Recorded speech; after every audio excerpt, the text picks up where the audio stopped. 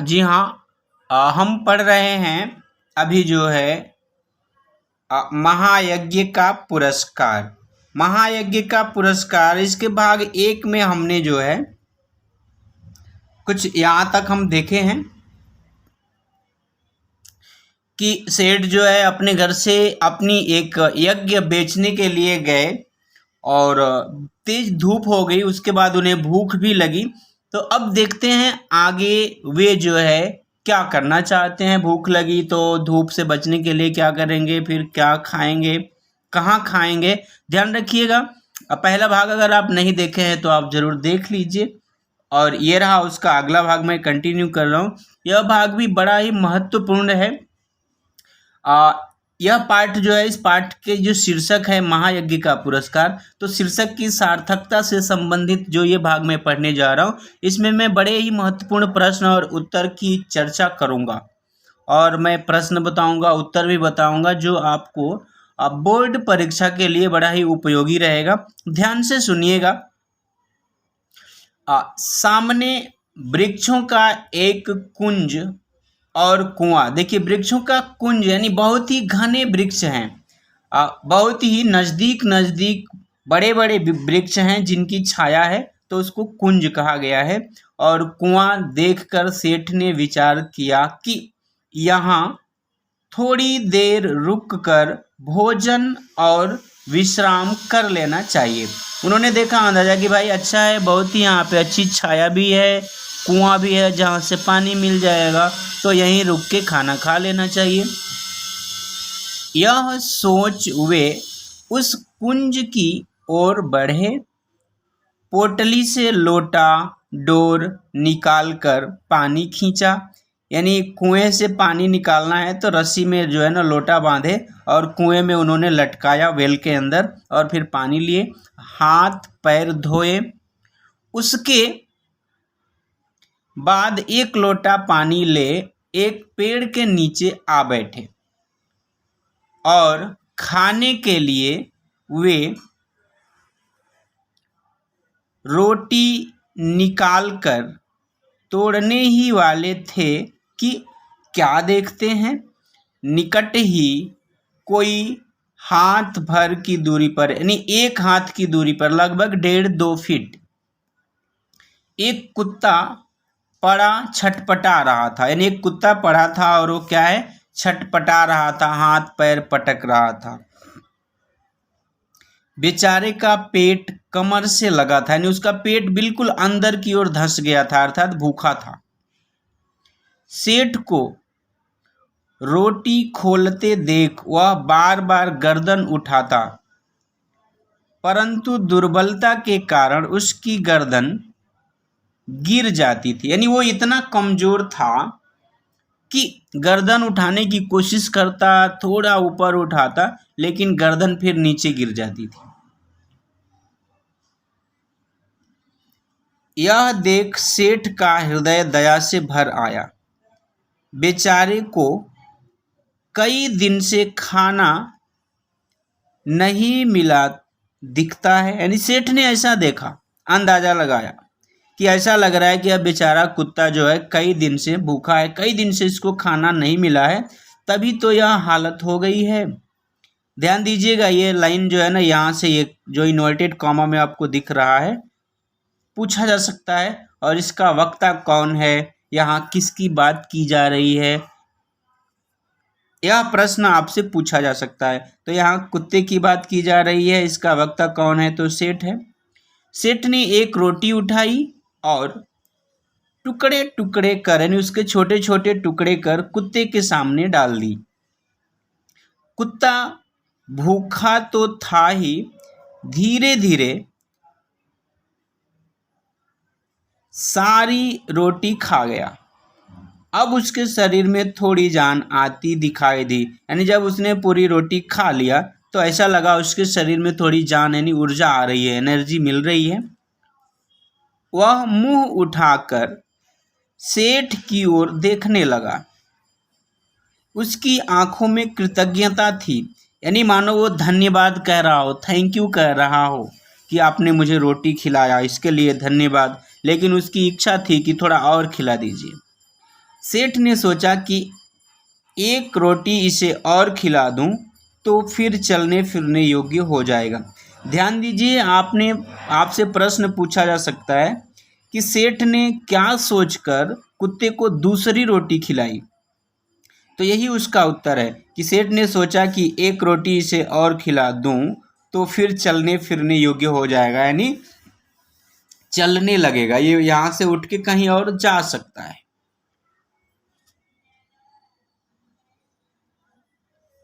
आगे देखिए, यह सोचकर सेठ ने एक और रोटी टुकड़े टुकड़े करके उसे खिला दी।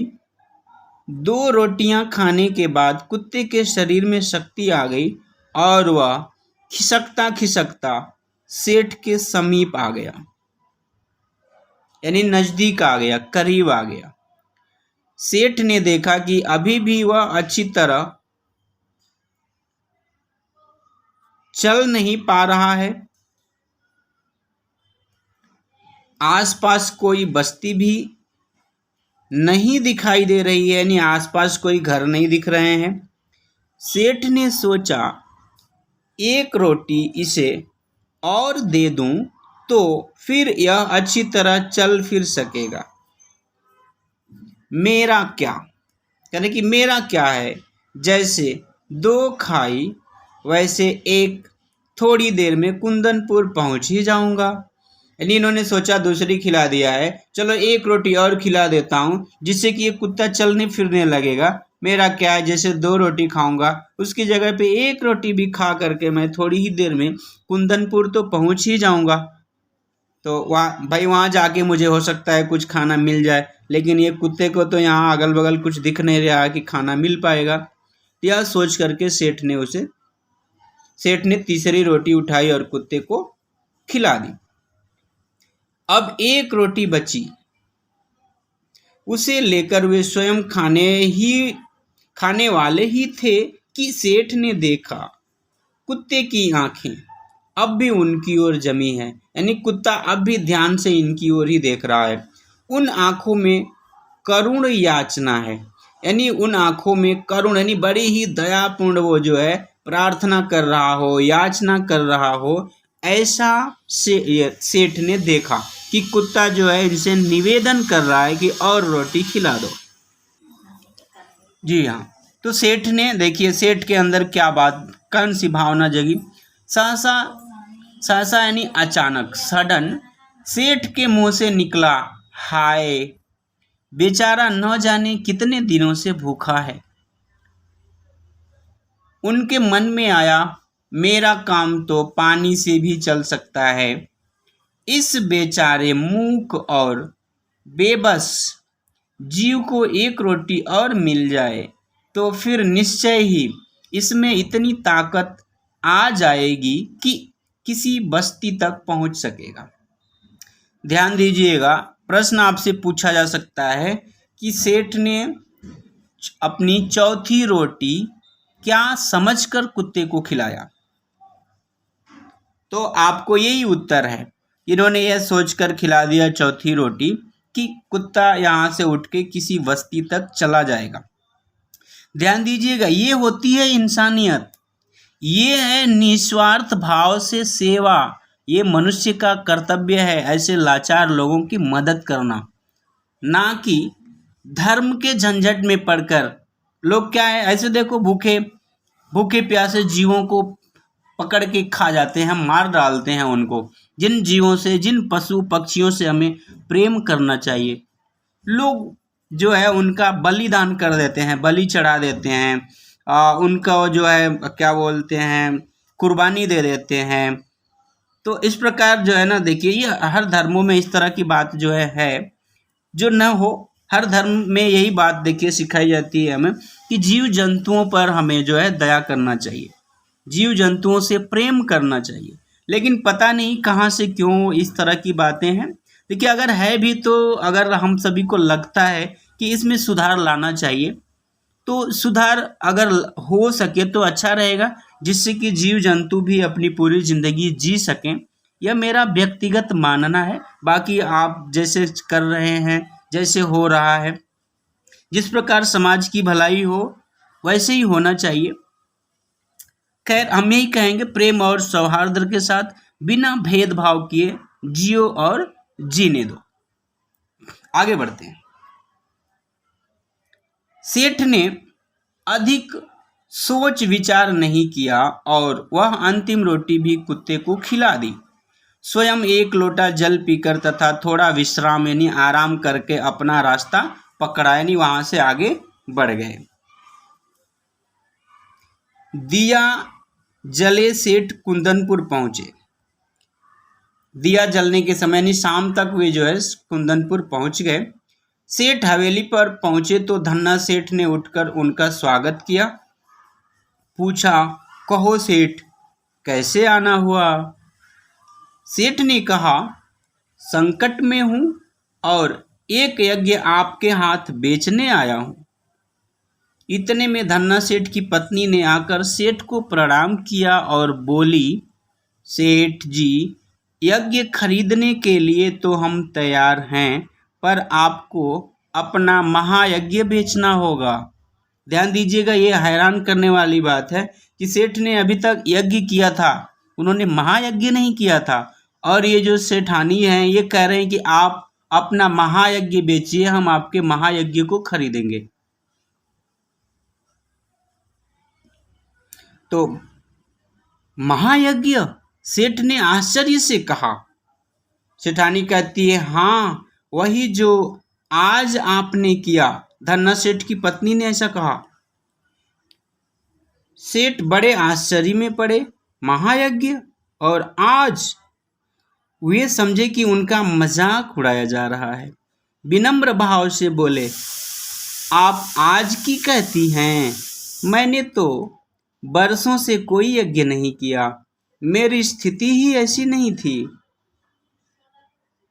धन्ना सेठ की पत्नी ने गंभीर भाव से कहा, नहीं सेठ, आज आपने भारी यज्ञ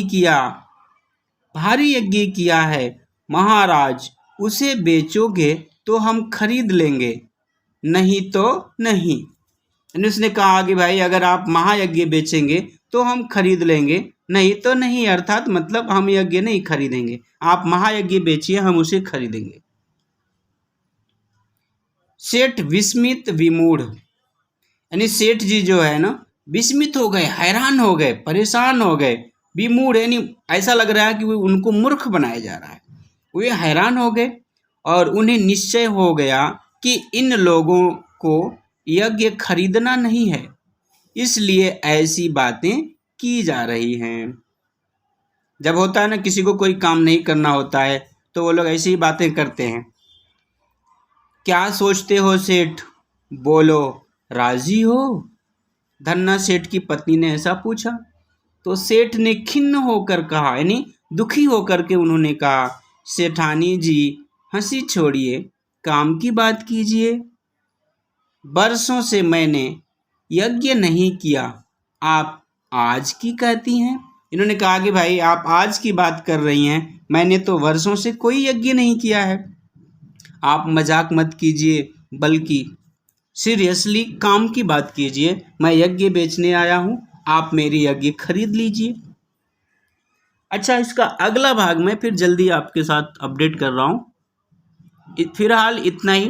देखिए, हमारा प्रयास यही होता है सबको जोड़ना, मिलजुल कर प्रेम भाव से जीवन यापन करना, क्योंकि कहते हैं ना 4 दिन की जिंदगी है, तो इसमें क्या किसी से बैर भाव करना, किसी भी आधार पर किसी से हमें कोई भेदभाव नहीं करना चाहिए, चाहे जाति के आधार पर भेदभाव या क्षेत्र के आधार पर भेदभाव या धर्म के आधार पर भेदभाव, रंग के आधार पर भेदभाव, किसी भी आधार पर हमें भेदभाव नहीं करना चाहिए। हम इंसान हैं, बस हमें इतना ध्यान रखना चाहिए कि हमारे अंदर इंसानियत रहे। इंसान हैं, बस हमारा धर्म यही है कि हम इंसान हैं। बाकी धर्म के ठेकेदारों की छोड़ दीजिए आप, जिन्होंने धर्म का ठेका लिया है। कुछ लोग ये बोलते हैं कि हम भगवान के रक्षक हैं, भगवान के रखवाले हैं। भाई आप अपनी देखिए, भगवान तो अपनी रक्षा खुद ही कर सकते हैं। आप धर्म को क्या बचाएंगे, आप अपने को देखिए। धर्म के नाम पर कुछ लोग ना रोटी सेकने वाले होते हैं। हमें ऐसे लोगों से सावधान रहना चाहिए जो हम भोले भाले लोगों का यूज करते हैं, प्रयोग करते हैं, धर्म के नाम पर उन्हें ठगते हैं। ऐसे लोगों से सावधान रहें। वास्तविक धर्म यही है, इंसानियत, जैसा कि इस पाठ में सेठ ने किया है। किस प्रकार? कुत्ते को रोटी खिलाकर निस्वार्थ भाव से। बहुत से ऐसे लोग होते हैं ना जो रोटी खिलाते हैं और उसके बदले जो है अपना बिजनेस खड़ा कर लेते हैं, तैयार रखते हैं कि हम इनसे क्या बदले में लेंगे, तो वो आगे देख लेते हैं। मतलब इस तरह का काम करने वाले जो धर्म के ठेकेदार हैं ना, उनका ऐसा काम मतलब इन्वेस्टमेंट रहता है। तो ऐसे लोगों से हमें सावधान रहना होता है।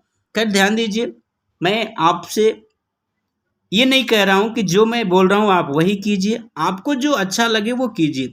मेरी बात अगर आपको अच्छी लगती है तो स्वागत है, आप इंसानियत बनाए रखें। इंसानियत के नाते जितना हो सके, कोई भी व्यक्ति गरीब है, लाचार है, परेशान है, तो हमें उसकी मदद कर देनी चाहिए। देखिए, हम अपनी पूंजी बनाते हैं, पूंजी बनाने के अपेक्षा हमारे कुछ पैसे से अगर किसी का पेट भर जाता है, किसी के बच्चे की अच्छी पढ़ाई हो सकती है, किसी बीमार की दवाई हो सकती है, तो हमें ऐसे काम कर देना चाहिए, ना कि हम अपनी बहुत बड़ी पूंजी बनाएं। क्योंकि दुनिया नश्वर है, जो आया है उसे चले जाना है। जो देखिए आप कितना भी धनवान है, सबको इसी मिट्टी में मिल जाना है। सभी इसी धरती पर, आपको पता ही है, जिस मिट्टी में लोग चाहे अमीर हो गरीब हो, सभी को स्मशान घाट में जाना है, सभी को कब्रिस्तान में जाना है। धर्म के आधार पे जो जिस धर्म का के आधार पे है, उनको उस आधार पे वहाँ जाना है। सभी इसी मिट्टी में मिल जाते हैं। ये सारी चीज़ें ऊपरी दिखावे की हैं। सभी, चाहे देखिए स्मशान घाट में जो जाते हैं उनको भी इस हवा पानी मिट्टी में मिल जाना है, जो कब्रिस्तान में जाते हैं उनको भी हवा पानी मिट्टी में मिल जाना है। तो भले ही रास्ते मनुष्य ने अपने अनुसार अलग अलग बना लिए हैं, लेकिन हमारी रक्षा करने वाला, हमें बनाने वाला एक ही है, और हम सभी उसी में विलीन हो जाते हैं। इसी मिट्टी में सभी लोग उसी मिट्टी का अनाज खाते हैं, यही पानी पीते हैं, इसी हवा में सांस लेते हैं। सभी के खून का रंग लाल है। इसलिए हम भेदभाव क्यों करें? धर्म के ठेकेदारों के चक्कर में क्यों पड़ें?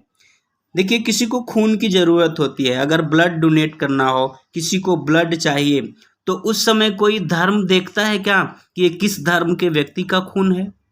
नहीं देखते हैं ना। तो ध्यान रखिए, हमें धर्म देखने की ज़रूरत नहीं है। हमारे अंदर इंसानियत होनी चाहिए। व्यक्ति का व्यवहार देखिए, इंसानियत देखिए। कोई गोरा है, काला है, नहीं, उसकी उदारता को देखिए, महानता को देखिए, महान बनिए, महान बनने की कोशिश कीजिए। कोई व्यक्ति अगर कुछ कह रहा है तो क्यों कह रहा है? उसके पीछे सामाजिक कल्याण का उद्देश्य है कि व्यक्तिगत? अगर मैं ये बोल रहा हूँ जो भी आपको बात, अगर इसमें मेरा व्यक्तिगत कुछ लाभ है तो आप छोड़ दीजिएगा, लेकिन सामाजिक लाभ है, अगर समाज को फ़ायदा है तो आप ज़रूर अपनाइएगा।